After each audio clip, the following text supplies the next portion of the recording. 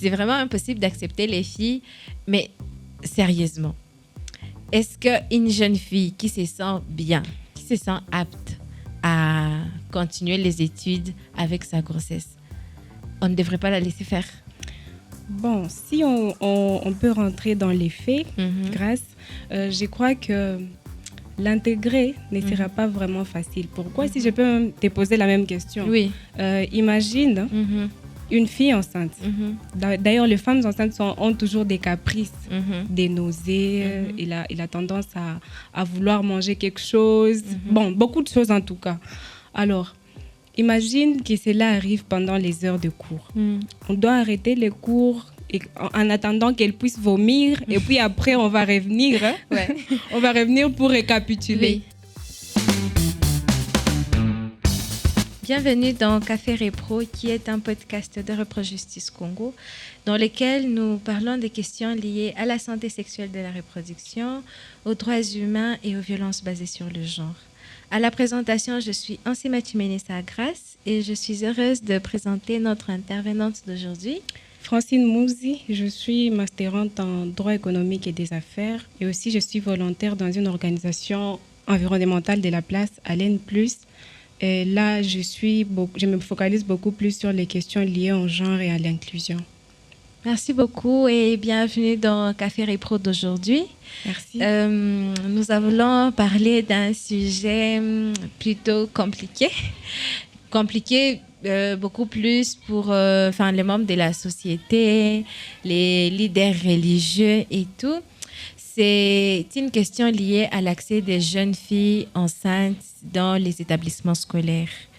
Vous le savez sûrement, en juillet 2025, le ministère de l'Éducation a publié une note circulaire demandant aux établissements scolaires de la République démocratique du Congo autoriser aux jeunes filles enceintes de poursuivre leur cursus scolaire.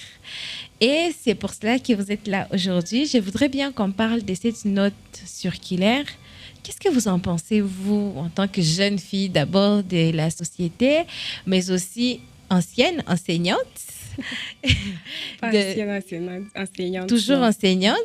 Non, j'ai juste travaillé dans une institution. Oui. J'étais pas enseignante, j'étais secrétaire. Secrétaire. Ah oui. Ah, mais vous aviez été en contact avec les élèves. Justement. Oui.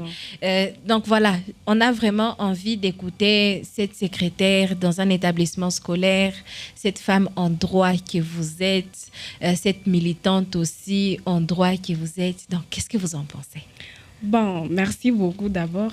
Au fait, je ne vais pas beaucoup plus m'attarder sur les règles juridiques. Oui. Je vais plutôt plus parler de l'applicabilité de la note circulaire. Exact. Au fait, ce qui se voit en réalité, la note circulaire, elle a été vraiment théorique et elle n'est pas appliquée dans les établissements scolaires. Il y a vraiment une application qui est très limitée. Très limitée, pourquoi? Parce que je peux dire que c'est parce que les institutions n'ont pas une certaine politique. Ils ne savent pas intégrer les horaires pour pouvoir intégrer les filles enceintes. Mais aussi, il y a cette question-là de l'accompagnement psychologique de ces filles enceintes à l'école. Alors là, ça pose un peu problème, mais aussi les leaders même de ces institutions-là qui ne sont pas convaincus que la fille enceinte devrait réintégrer l'école. Oui. Voilà un peu. Oui, mais est-ce que c'est pas ça la vraie raison? Je vais bien, il y a quand même des préalables et des vraies réalités pour des jeunes filles de continuer leur cursus académique. Mais est-ce que la vraie raison ne serait pas que pour les leaders des institutions ou les leaders religieux, c'est vraiment une question qui ne passe pas pour une jeune fille qui tombe enceinte de continuer les études? Bon, je vais dire oui, c'est une question qui ne passe pas. C'est une question qui ne passe pas, mais il y a une certaine contradiction dans cette divergence des idées. Oui. Pourquoi? Parce qu'il y a la RDC qui a ratifié plusieurs conventions sur l'éducation de jeunes filles. Oui. Et aussi, il y a la loi la loi numéro 14/004 du 11 février 2014 qui garantit la gratuité de l'enseignement aux établissements publics, surtout la gratuité à l'école primaire. Alors, cela fait à ce que il y a cette divergence d'idées. Il y a d'abord la RDC qui veut rendre effectif cette inclusion des jeunes filles. Alors, les problèmes qui se posent, les jeunes filles enceintes. Là, la société n'arrive pas à concevoir cette idée-là que les filles enceintes puissent être intégrées réintégrées à l'école. Alors, il y a aussi les leaders religieux qui se demandent. Nous, dans la religion, nous enseignons l'abstinence. Si nous acceptons que la jeune fille enceinte puisse réintégrer l'école, c'est que nous sommes pour les relations sexuelles, je dirais. Bon, ça s'est fait. Ça c'est vrai, c'est vrai, mais je dirais qu'ils ne conçoivent pas ça, ils ne les prennent pas sur un angle positif. Et ce qui est vraiment, je dirais, ce qui est un peu compréhensible. Pourquoi? Parce que nous avons tous grandi, on nous disait l'acte sexuel, ce n'est pas bon, les grossesses et tout. Quand une fille a un enfant en étant chez elle, et elle est vraiment stigmatisée. Il y a plusieurs stéréotypes sur cela et elle est affectée psychologiquement. Alors, imagine-toi une fois à l'école. Comment ça serait? D'abord, ses camarades, ses collègues, ensuite les enseignants. En tout cas, c'est vraiment une charge énorme du point de vue psychologique. C'est là que je me dis que peut-être les leaders religieux et les leaders scolaires, si je peux le dire comme ça, ils n'ont pas encore compris que la jeune fille doit aussi être intégrée malgré elle a fait une faute, j'avoue. Une faute que certaines personnes disent que c'est incompatible avec l'intégration à l'école. Mais je trouve que la jeune fille aussi, elle a le droit de continuer malgré tout ça. Bien que... l'applicabilité, c'est vraiment très difficile. Oui, c'est très compliqué. Mais après, je vous entends parler de la conception des leaders religieux, des autorités, des établissements scolaires et tout. Mais personnellement, vous pensez que c'est une bonne idée de permettre aux jeunes filles enceintes de poursuivre leurs études ou elles devraient rester à la maison? En tout cas, personnellement, je crois que ce n'est pas vraiment une très bonne idée. Pourquoi? Parce que moi, je pense dans le sens où si on accepte que les jeunes filles réintègrent l'école après avoir été grosses, d'autres, les collègues de ces jeunes filles vont banaliser cet aspect-là des grossesses précoces. Ils vont trouver que c'est très normal qu'une jeune fille qui est enceinte entre à l'école et ça va favoriser en tout cas à ce qu'il y ait une intégration de plusieurs jeunes filles enceintes à l'école et ça ne sonne pas bien. Mais après, sérieusement, est-ce que parce qu'il y a des jeunes filles qui tombent enceintes, tout le monde tombe enceinte. Parce que soyons quand même pragmatiques, dans nos quartiers, enfin les voisins ou les filles de l'église, il y a des filles qui tombent enceintes. Ou même dans la famille restreinte ou élargie, il y a des filles qui tombent enceintes. Mais est-ce pour autant que les autres filles tombent enceintes? Bon, c'est pas pour autant que les autres filles tombent enceintes, mais aussi je vois l'aspect psychologique de la fille enceinte. Déjà, elle sera isolée. Elle se sentira un peu écartée des autres. Et ça va l'affecter psychologiquement. Alors, je crois que c'est peut-être pour éviter cet aspect-là que certains parents préfèrent que l'enfant reste à la maison. Ou soit certains parents, pour préserver leur honneur, ils trouvent que c'est vraiment une honte que la fille tombe enceinte. Alors, ils se disent, elle reste d'abord à la maison et après, elle pourra continuer. Mais très généralement... Les filles en pareille circonstances ne continuent pas avec les études, malheureusement. Et puis, désolée, mais moi, je pense sincèrement que c'est des excuses pour des leaders de notre communauté religieuse comme des autorités scolaires et tout. Et pour nos parents, au moins, eux, ils disent la vérité. Quand ils disent à une jeune fille de ne pas continuer les études, ce n'est pas que l'aspect psychologique ou la partie pratique de la chose, mais c'est plus pour la punition, n'est-ce pas? C'est plus... la jeune fille qui a fait une bêtise, comme vous l'avez dit tout au début, c'est quelque chose qui n'est pas accepté. Les relations sexuelles avant les mariages, c'est quelque chose qui n'est pas accepté dans notre société, encore plus à l'église. Et... malheureusement ou heureusement, dans notre société, plusieurs écoles appartiennent aux églises. Donc, c'est quelque chose qui n'est pas accepté. Mais quand une jeune fille tombe enceinte, on va se dire, elle a eu une relation sexuelle en dehors du mariage et donc il faut la punir. Et donc, il faut l'expulser de l'école. Et c'est comme ça que, moi, je vois la chose. Je pense que les côtés où on dit psychologiquement, ça ne va pas marcher, ou l'adaptation et tout, je pense si on voulait vraiment apporter la solution, on se mettrait dans une salle et on allait réfléchir sur la chose. Où il y a eu la note circulaire et heureusement, on est en train de parler de l'application et tout. Est-ce que jusque-là, il y a eu quand même certaines institutions qui disent oui, il y a cette note circulaire, voilà ce que nous on propose. Voilà ce que nous on propose pour l'applicabilité. Ou, ça va pas être possible là tout de suite parce qu'il manque ça et ça. Mais si on met en place tout ça, ça va être possible. Perso, je n'ai pas vraiment vu. Par contre, j'ai vu une publication, je pense, de l'Église catholique qui refusait catégoriquement la décision du ministère de l'Éducation et que ça va vraiment à l'encontre et tout. Et aujourd'hui, c'est une question qui n'est plus d'actualité. Je pense qu'on en a un peu parlé et beaucoup de gens étaient plus dans les... Non, mais c'est impossible. C'est vraiment impossible d'accepter les filles.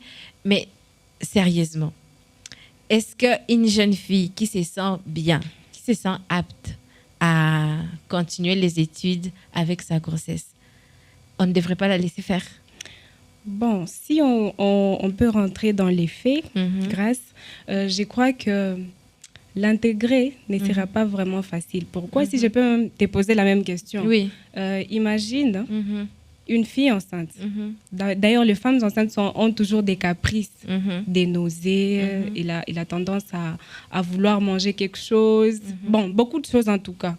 Alors, imagine que cela arrive pendant les heures de cours. On doit arrêter les cours en attendant qu'elle puisse vomir et puis après on va revenir. On va revenir pour récapituler. Oui. Ou je pose aussi un autre problème, tu vois, dans les cas, dans la période de menstruation, il y a certaines filles qui s'absentent à l'école parce que voilà, elles n'arrivent pas à comment dire, elle n'arrive pas à être à l'aise avec les maux des ventres et il y a certaines qui vomissent même. Alors, c'est seulement pour la menstruation. Alors, demande-toi pour une grossesse qui va durer 9 mois. Comment réagirait cet enseignant-là? Déjà, même si on sortait du cadre de la grossesse, à l'école, même à l'université, à l'école secondaire ou primaire, il y a des enfants qui tombent malades. Ah oui? Mais c'est pas pour autant qu'on s'est dit on va arrêter les programmes en attendant que telle personne se sente bien pour qu'on continue. Donc, les cours continuent. Quand l'enfant va revenir, ça dépend. Il y a des manières qu'on fait pour l'actualiser vis-à-vis des cours. Il y a celui qui attend. Ça dépend de la période aussi où l'enfant a été absent à l'école. Donc, il y a déjà eu cette adaptation-là au sein des écoles. Ça, c'est pour un enfant qui tombe malade d'une autre maladie. Parce que même, désolée, mais je voudrais aussi préciser que la grossesse n'est pas une maladie en soi. Non, elle n'est pas une maladie. Et puis, les grossesses, c'est différent. Il est vrai qu'il y a des grossesses qui sont plus dures que d'autres. Il y a des femmes, elles tombent enceintes, pendant les 9 mois, elles seront malades. Donc, pour celle-là, il faut quand même admettre que ça sera difficile pour elle de continuer les études le temps qu'elle est enceinte. Il y a aussi des femmes, elles tombent enceintes et normal quoi. Et parfois, c'est pas médicalement prouvé, mais il y a ces trucs-là qu'on dit dans la société. La grossesse qui a des caprices, là, c'est la grossesse qui est dans le mariage avec un mari aimant et tout. Mais quand tu es chez toi et que tu es tombée enceinte là, non, il va pas y avoir ces caprices-là et tout. Bon, c'est pas médicalement prouvé et tout. Tout ça pour dire que les grossesses diffèrent. C'est pas forcément parce qu'une jeune fille est enceinte qu'elle va être malade, vraiment, vraiment malade. Je vais bien, il y a sûrement des jours où elle ne va pas être très à l'aise et elle n'a qu'à ne pas être au cours, ou si elle tombe malade à l'école, elle peut rentrer. Donc, c'est des choses qui sont déjà là. C'est des choses qui sont déjà là. Les gens tombent malades et peuvent rentrer à la maison. Après, c'est vrai, il y a le fait que notre société, elle est très conservatrice. Il faut l'admettre. Et si on voit une jeune fille à l'école, on va tous être dans le... Elle est enceinte. Hein? Tu vois les trucs, elle est enceinte, elle est enceinte. C'est l'enfant d'Ethel. Oui. Il y a le côté, enfin, il y a ces côtés-là où ça va être elle est enceinte et ça pourrait mettre la jeune fille dans une situation où elle se sent un peu stigmatisée et tout, pas très en forme. Et moi, je pense que c'est le moment où il faut penser solution. C'est le moment où il faut mettre des règlements d'ordre intérieur. Dans des écoles, il y en a déjà. Et plus les choses évoluent, plus il faut adapter les règlements d'ordre intérieur. On sait déjà qu'on ne doit pas discriminer les autres selon leur rang social, selon leur appartenance ethnique et tout. Et on sait que c'est punissable et tout. Donc, je pense à un moment, il faut aussi intégrer cela. Il faut faire intégrer aux enseignants. On peut ne pas être d'accord avec quelque chose. C'est normal. Je pense que c'est le droit le plus légitime pour quelqu'un de ne pas être d'accord avec quelque chose. Mais de là à empêcher quelqu'un à exercer son droit, c'est là que ça devient un problème. Donc, moi, je pense qu'il y a lieu de montrer aux enseignants d'abord que c'est vrai, tu peux être un enseignant très conservateur qui, pour lui, tomber enceinte, c'est très, très, très, très mal et ça ne peut pas être cautionné. Mais la fille, la loi l'autorise. La loi l'autorise, l'établissement l'a autorisé à continuer. Donc, il faut respecter. Il faut obliger aussi ce respect-là dans son auditoire, dans sa classe. Aussi oui. Si je peux préciser, oui. La loi ne l'autorise pas explicitement. On dit seulement toute personne a droit à l'éducation. On n'a pas mentionné fille enceinte. Dans toute personne, il n'y a pas fille enceinte. En fait, oui, il y a fille enceinte. Oui. Là où je voulais revenir, c'est peut-être sur... peut-être une proposition de faire un arrêté ministériel où on donne force et des lois à la note circulaire. Si vraiment on veut que la note circulaire puisse être applicable. Aussi, plusieurs défis se trouvent dans la mise en œuvre. Pourquoi? Parce que il y a d'abord ces défis-là de leaders qui n'acceptent pas d'abord de réintégrer les filles enceintes. Mais aussi, il y a des défis culturels. La culture elle-même, non, ça ne passe pas. Aussi, je crois qu'il serait très important d'allouer un certain budget et dire que ce budget est dédié à cette question de l'intégration, de la réintégration de filles enceintes à l'école, par exemple. C'est dans le sens, si une jeune fille est enceinte, on peut l'aider à payer? Oui, dans le sens où on peut voir comment... Parce qu'il y a en tout cas plusieurs consultations qu'elles font et tout, vous voyez, avec les horaires de l'école qui l'obligent à être présente. Oui. Alors, je ne sais pas si peut-être on peut organiser ces budgets-là dans ce sens, mais aussi peut-être payer une moitié de la scolarité de la fille, pourquoi pas. Parce que plusieurs parents de jeunes filles déjà pas de jeunes filles, plusieurs parents ont un revenu précaire. Alors, vous imaginez un parent apprendre la nouvelle que sa fille est enceinte et qu'il doit continuer avec les études. C'est juste la fille à qui il payait avant de tomber enceinte. Il ne saura pas concevoir ça. Et puis, il se dira, il peut rester à la maison comme ça diminue un peu la charge. Donc, si le gouvernement alloue un budget qui est dédié à cette question-là, ça pourrait être vraiment intéressant à aider à la mise en œuvre de cette note circulaire. Oui, mais je voudrais qu'on en revienne sur la partie où, quand elle tombe enceinte, et ce n'est plus possible de payer les études.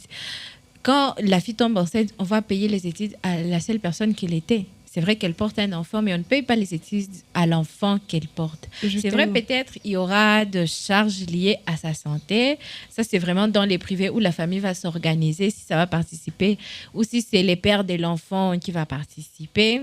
Ça, on ne va pas savoir. Mais son accès ou sa continuité à l'éducation scolaire, le parent payait pour la seule personne. encore une fois, moi, je pense qu'on en revient à cette idée-là punitive où on veut punir la fille. On a bien et sous le penda, le penda maïcha à ville. C'est ça. Hein? C'est vraiment une phrase qui est trop dans la bouche de nos parents. C'est la vie que tu as voulu, c'est la vie que tu as choisie. Il y a quoi, Ribika et tout. Mais moi, je voudrais peut-être qu'aux parents qui nous suivent et qu'ils sachent que, en fait, la vie, elle s'abîme pour la fille au moment où, en tant que parent, tu lui dis arrête d'étudier. C'est là que ça s'abîme en fait. Parce que c'est dommage, mais dans notre société-là, il compte vraiment les diplômes que tu as. C'est peut-être aujourd'hui que les choses commencent à changer, on commence à demander qu'est-ce que tu sais faire et tout. Mais ici, chez nous, on commence à voir d'abord, tu as fait quelles études et tout, pour qu'on t'ouvre certaines portes, pour qu'on t'écoute. À partir du moment où la fille tombe enceinte, c'est vrai, on sait, c'est une bêtise et tout, mais qu'on lui dit, arrête aussi les études. Ça fait 2 fois un problème. Déjà qu'on en parlait dans le précédent podcast où, aujourd'hui, c'est aussi un critère pour qu'une fille soit mariable. Il faut qu'elle ait eu des diplômes, qu'elle ait accès à l'éducation et tout.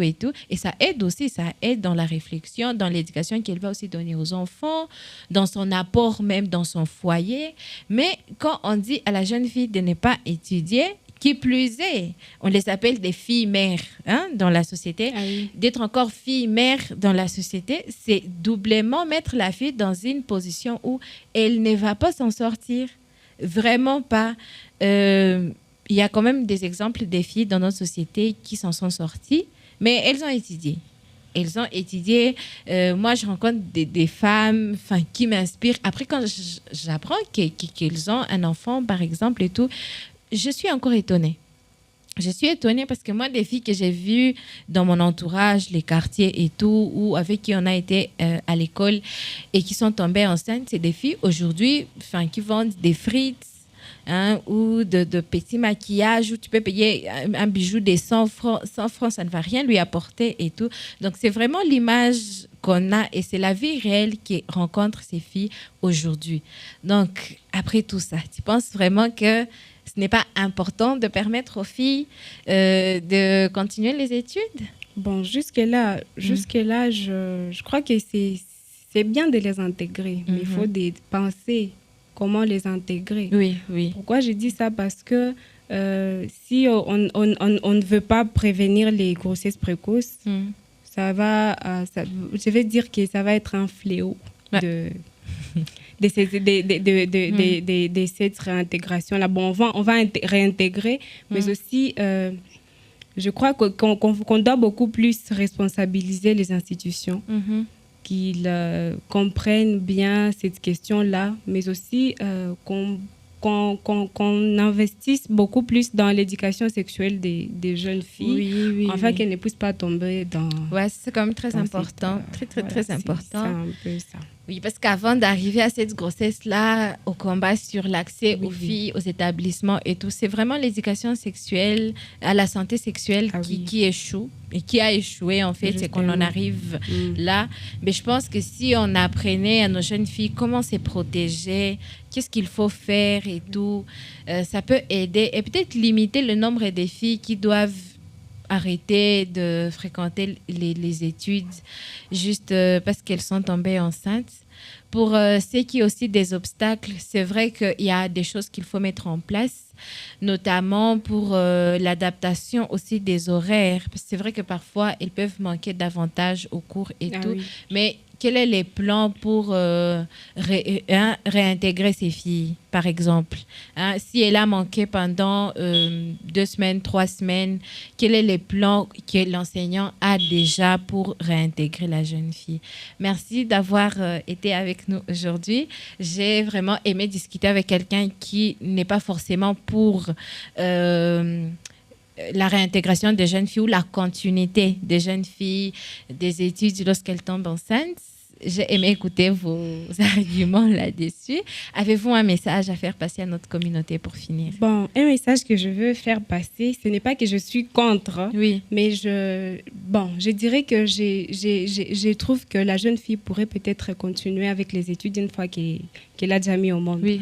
Et aussi, si une fois vraiment le gouvernement congolais veut à ce que cette note circulaire soit appliquée, il faut que le gouvernement congolais puisse donner à cette note-là une force de loi.